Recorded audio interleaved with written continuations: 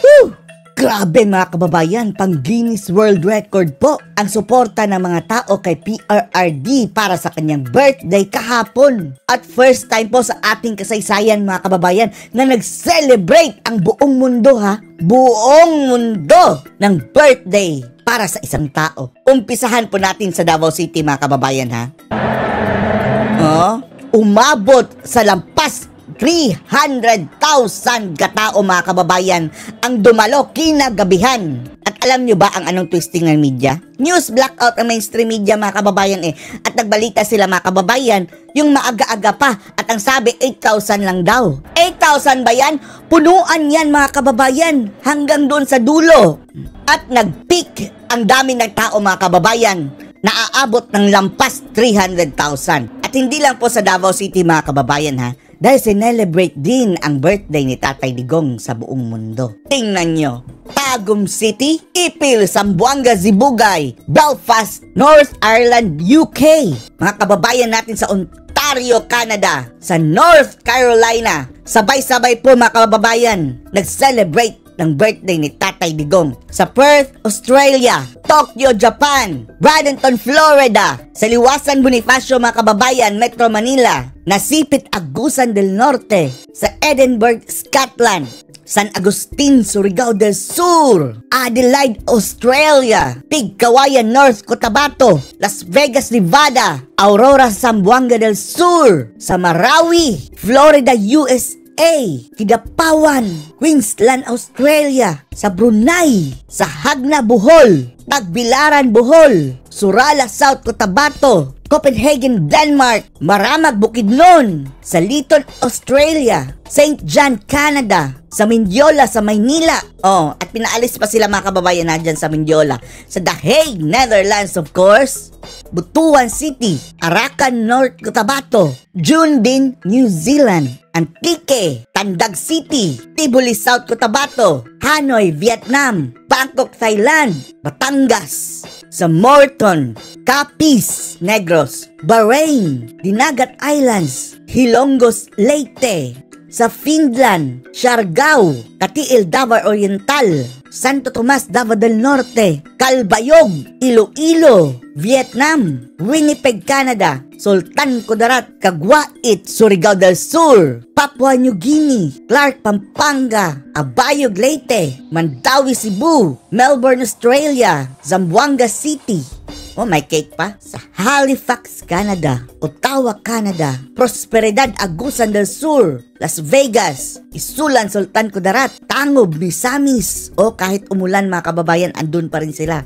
Tagum City, at marami pa pong iba mga kababayan. Ongoing pa rin mga kababayan dahil sa western countries, ngayon pa lang magbe-birthday si PRRD. At nagpapasalamat po tayo mga kababayan dahil ang lakas po ng suporta ng mga tao para kay Tatay Digong.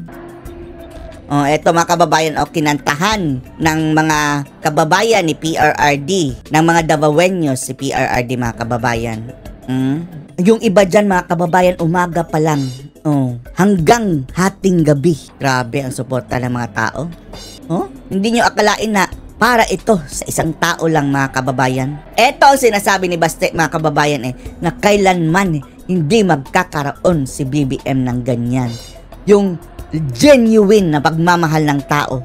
Lahat yan mga kababayan, voluntaryo. Sila pa ang gumastos mga kababayan bumili ng sariling t-shirt, nagpa-imprenta, lumiban sa trabaho, namasahe, nagpuyat, tumayo ng ilang oras dyan mga kababayan. Para lang kantahan si Tatay Digong at ipakita ang kanilang pagmamahal kay PRRD. At ganyan din po ang sentimiento mga kababayan ng buong mundo. Partida pa yan mga kababayan hindi pa kasali yung nasa bahay na tahimik na sumusuporta. Hindi man sila makalabas mga kababayan at makajoin dyan, pero ang kanilang damdamin ay nandoon para doon kay Tatay Digong Duterte.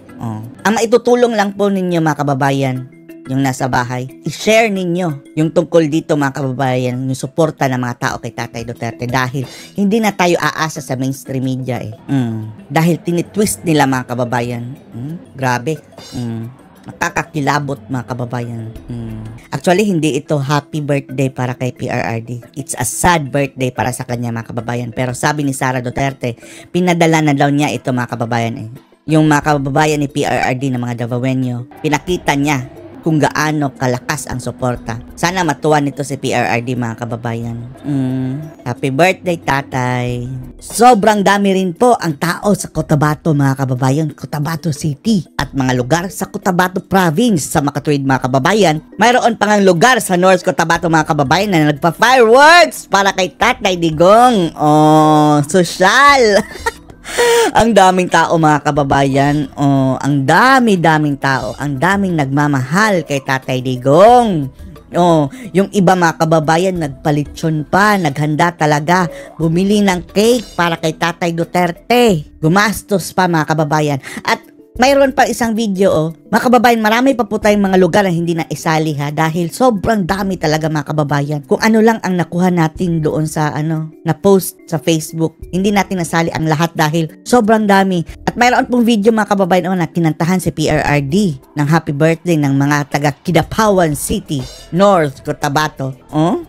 Tingnan nyo mga kababayan, ang sinseridad ng mga tao para kay Tatay Digong Duterte. Pati mga bata, mga kababayan, andun, Duterte ang sigaw. Sobrang dami rin ng tao, mga kababayan, Salamat sa taga Kidapawan City. Yan palang mga kababayan, talo na ang bagoong Pilipinas na crowd. Simultaneous po mga kababayan, nag-celebrate ng birthday celebration kay PRRD ang buong mundo. At sa Pilipinas mga kababayan, sabay-sabay silang kumanta ng happy birthday 8 p.m. Alas 8 ng gabi. To think na yung iba dyan mga kababayan na early in the morning pa, yung iba alas 3, nakatayo na hanggang maghating gabi. Salamat Kidapawan City. Tingnan nyo mga kababayan, nagpa-print pa sila ng t-shirt talaga ha. Gumastos mga kababayan, sariling pera. At alam natin sa iba't ibang lugar mga kababayan, mayroon din ganitong mga eksena. Kinantahan ng happy birthday si PRRD. Ganyan kamahal ng mga Pilipino si Tatay Digong mga kababayan.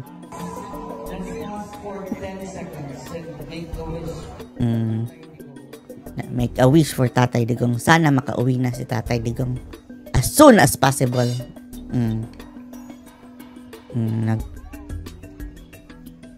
Tahimik sila mga kababayan, nagdasal. Happy birthday Tatay Duterte.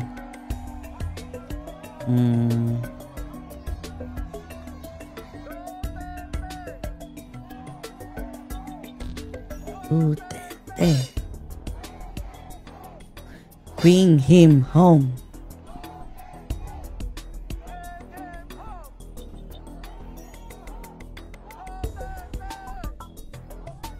Sana nga mga kababayan, sana as soon as possible mapauwi na si Tatay Duterte.